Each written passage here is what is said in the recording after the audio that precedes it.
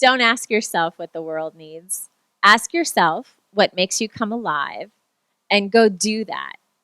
Because what the world needs is people that are alive.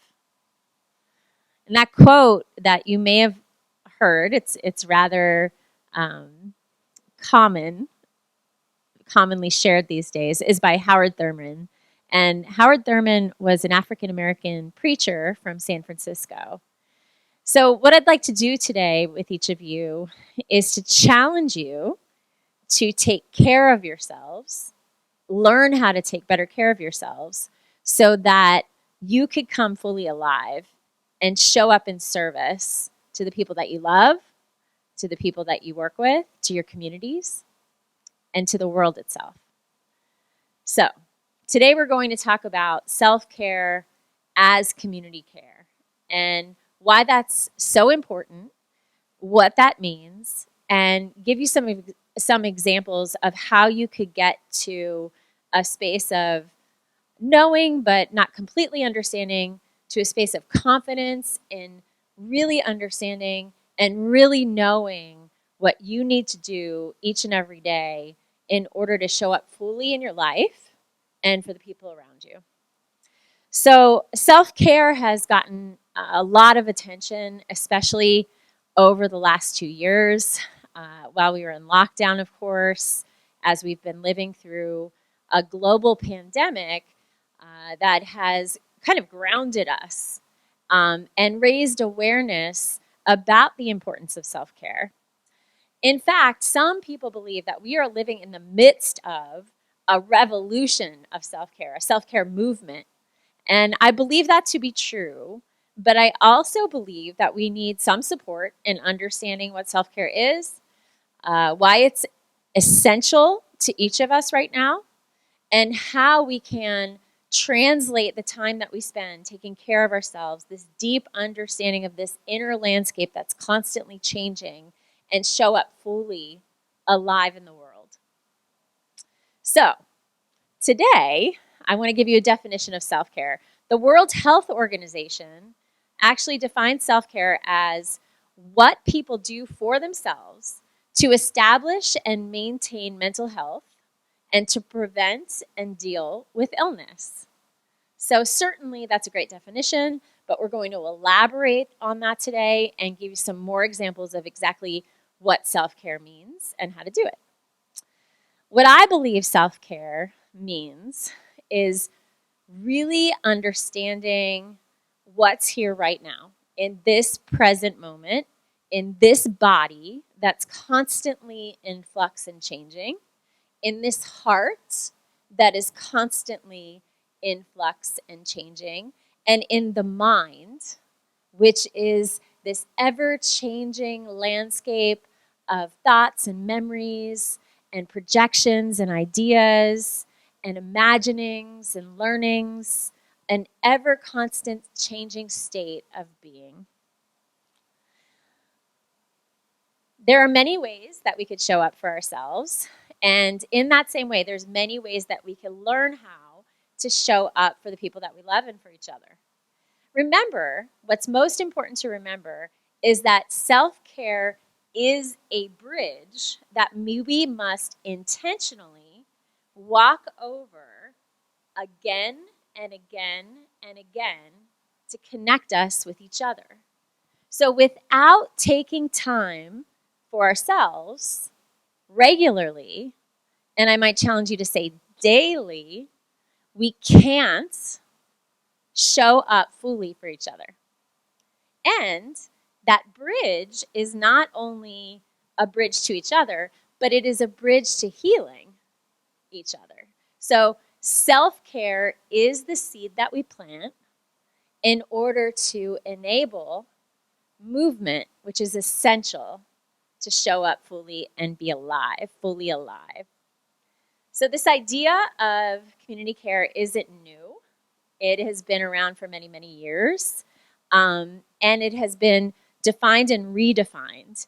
Where we've landed in what we're talking about today has really come together in the last 5 to 7 years, in like the 2015, 16, 17 kind of period. This idea of self-care as community care is to use our power, our privilege, and our resources to better the people in the community within our realm of impact and beyond this realm of impact. And so this can be, of course, a friend, a neighbor, our family, our children, our parents, the people that we work with, a colleague. It can also look like activism, practicing anti-racism, calling out injustices, donating your time and energy to causes that you deeply feel aligned with and believe in wholeheartedly. So how do we do that? Community care is a radical act of intentionally showing up and moving from a state of independence to interdependence, a state of independence to belonging, a state of independence to interbeingness. So how can we be with each other collectively in a way that puts the heart forward in a state of trust and intention? So I'm going to give you today 5 tips on how we could do this. And I'd like you now to even take some notes as we're going through these 5 tips so that you can actually put these steps into action. So number 1, self-care is not selfish. As a matter of fact, Dr. Siobhan O'Neill, a Harvard neuropsychiatrist, I talked to her about a month ago, and we talked about frontline workers in the pandemic. And what we talked about is that not only is self-care needed for the people that have been in the front line showing up while many of us were staying home, it is essential. It is essential. We have been through a collective trauma. So that's an example. It is essential. Know it.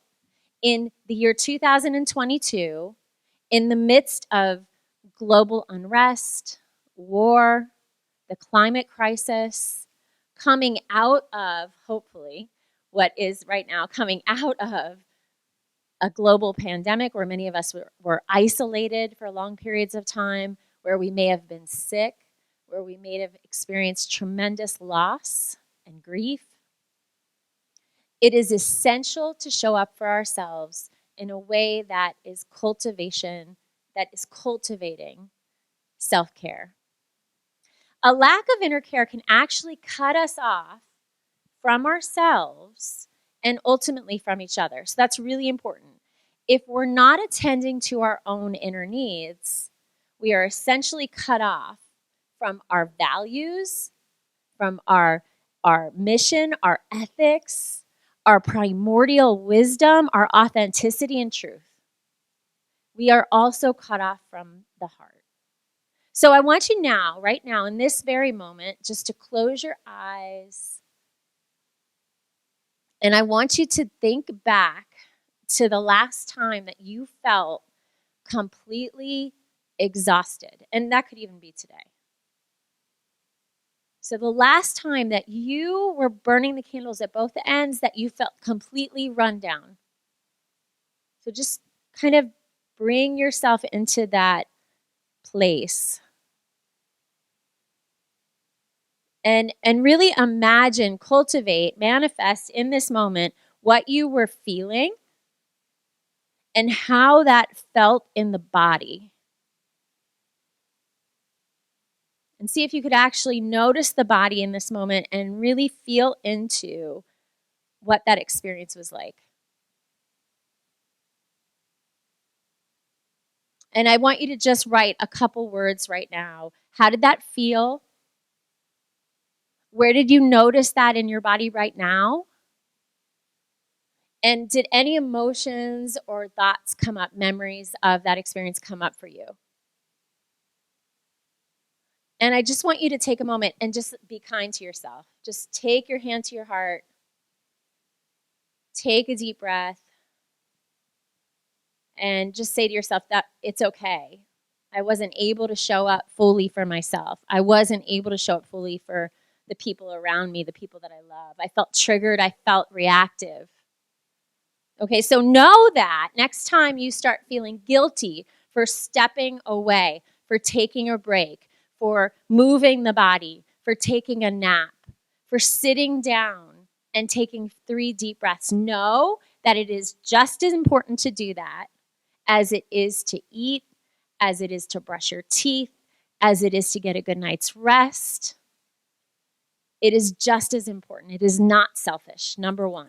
Self-care is not selfish. Number 2, self-care needs are in a constant state of change. So, in fact, we are, as human beings, constantly changing. Our cells are constantly dying and regenerating. We are constantly in a state of change.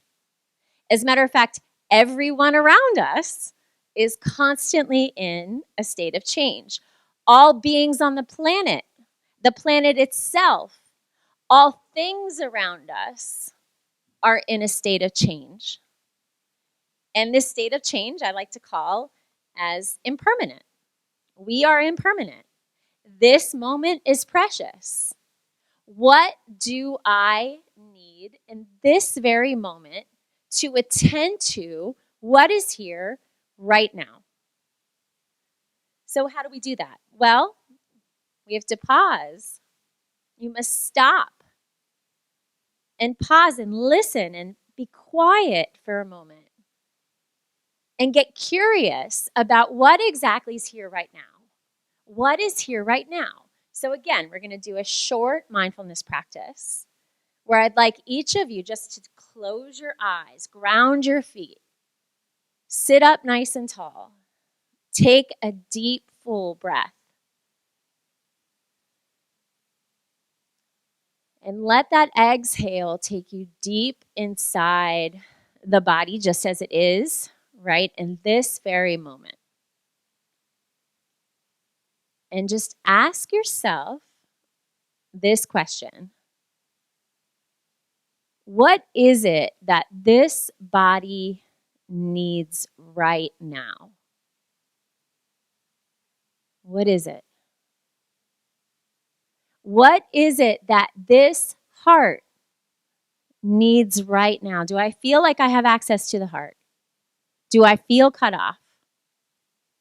What is it that this mind needs right now? Right now.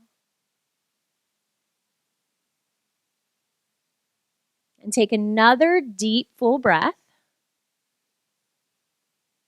And on the next inhale, open the eyes and write 3 things down that you notice. Just 3 things.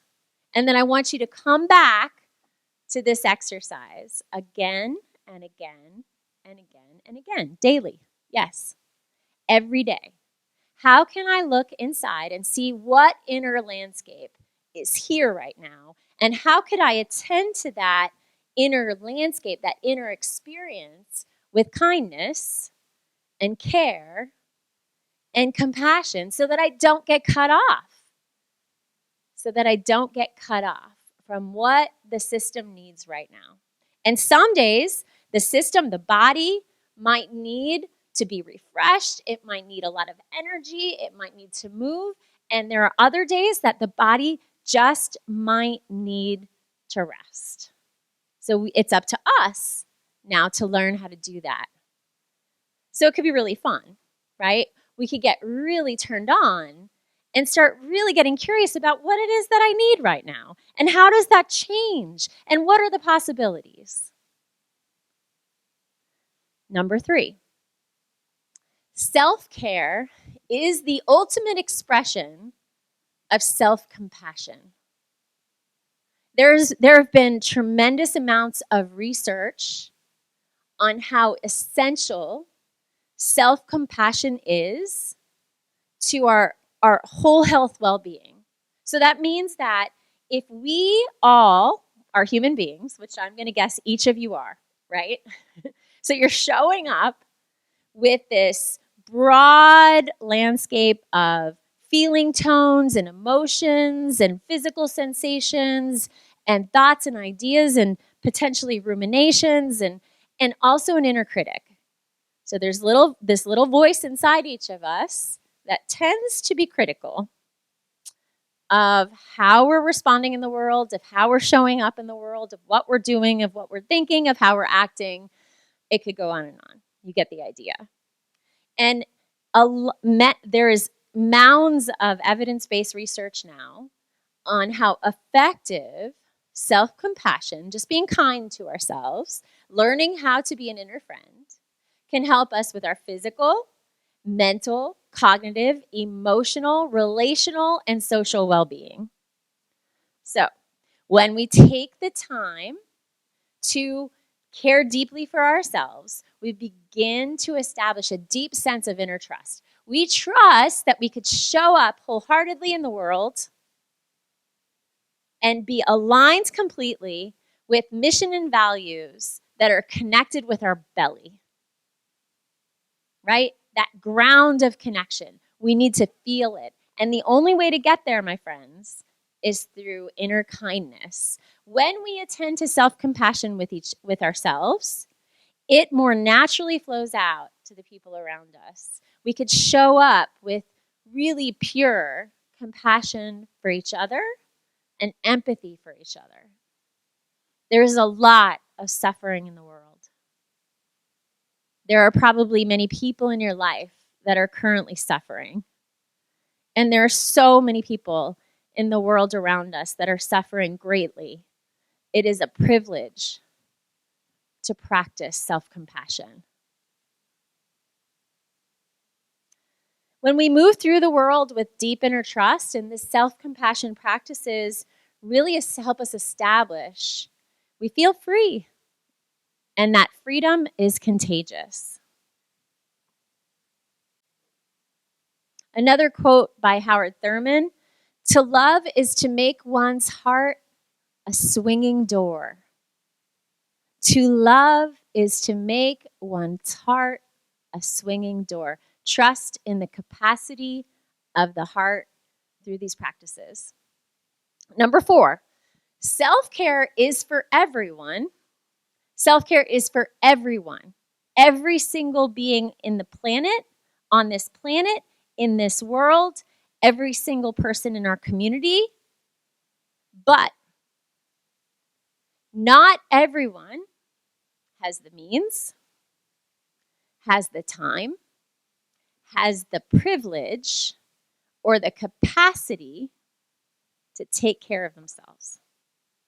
So if you do, if you have the time, the resources, the privilege,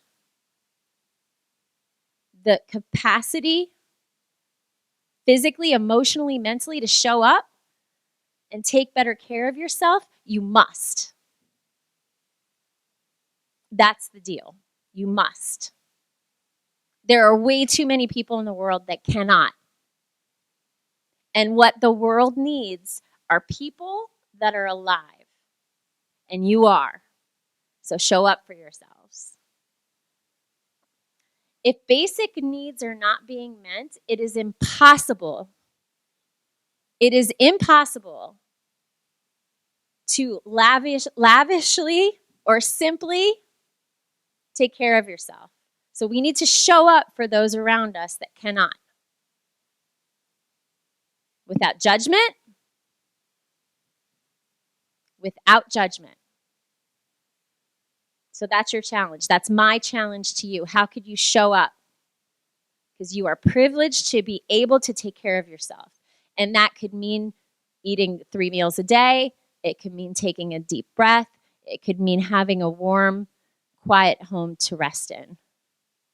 So I want you to dig deep right now, and I want you to pause, and I want you to be grateful and write down 3 things that you're grateful for. Just 3 things. 3 things. 3 ways in which your basic needs are met, which lay the ground for you, enable you to take better care of yourself. 3 things. The first 3 things that come to mind. Number 5. With these 4 steps established, I want you to know in your bones that self-care does not happen alone. It doesn't. We can't always show up for ourselves. Sometimes we need support. And maybe the greatest act of self-care is acknowledging that and being able to ask for help when you need it. And we will all have a moment in our lives, or many moments, that we need to ask for help. And there are lots of resources out there, I promise you. So if you are in a space where you just don't know how to get to these first 4 steps, reach out and ask someone for help. And help could come in many, many different forms. But the help we seek most often, almost always, comes from the people within our community, right here in the Wyoming Valley. And that's why when we are able to show up fully, wholeheartedly, when we feel alive and able, we must show up. So, self-care and community care are interconnected. It moves us from a space of independence to interdependence, from independence to interbeingness. It is the bridge from A to B. It is the bridge. So let's look at a few examples, micro examples of community care, and some macro examples of community care that you could put into action today. Number 1, can you help a friend by babysitting, by picking up their child after school, by checking in on them if they're ill or sick? How could you be a better friend? Number 2, check in with somebody that you know is going through a difficult time. Just check in. Send a text. Send a message. Stop by. Number 3, cook a meal for somebody that you know that needs it, or somebody that you don't know, but you know they need it. Drop it off. Number 4, create a self-care kit for a friend or a stranger. You see the same person walking down the street and they look like they're in need, put together a self-care packet for them and give it to them. Keep it in your car and hand it out. Number 5, remember the name of the people that you interact with. The guy at the UPS store, the police officer, the person at the grocery store. Remember their name and say hi, smile. It could make their whole day. Now, here's your challenge. Add to that list 3 more things you could think of on a micro level that you could do to show up in your community. The community that you know you're going to have to lean into from time to time. 3 things. Macro level. Here's my list. Vote. Your vote counts. It matters. We've learned that over the last couple of years. No matter what side you're on, vote. It is a privilege. It is a duty. Vote. Number 2, speak up against injustice. When you see it, when you don't see it, but you know it's happening, show up. Number 3, donate to organizations in need.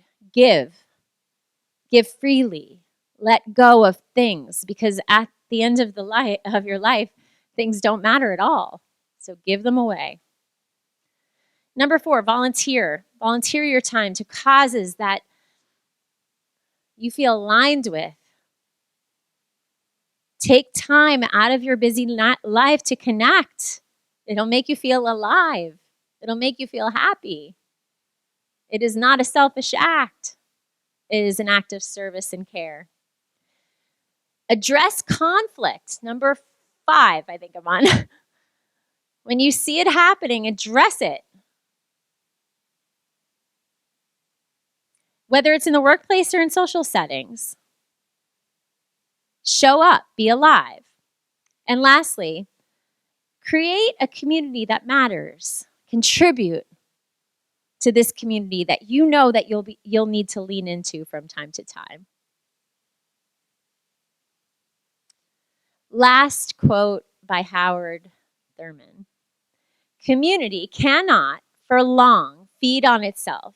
It can only flourish with the coming of others from beyond, their unknown and undiscovered brothers. Community cannot for long feed on itself. We need each other. And it starts with this body right here, this heart, this mind. Attend to it. Thank you very much for showing up today. I hope this talk today inspired you. Add 3 things to the last list that I mentioned. And I'm available for questions now. Thank you very much.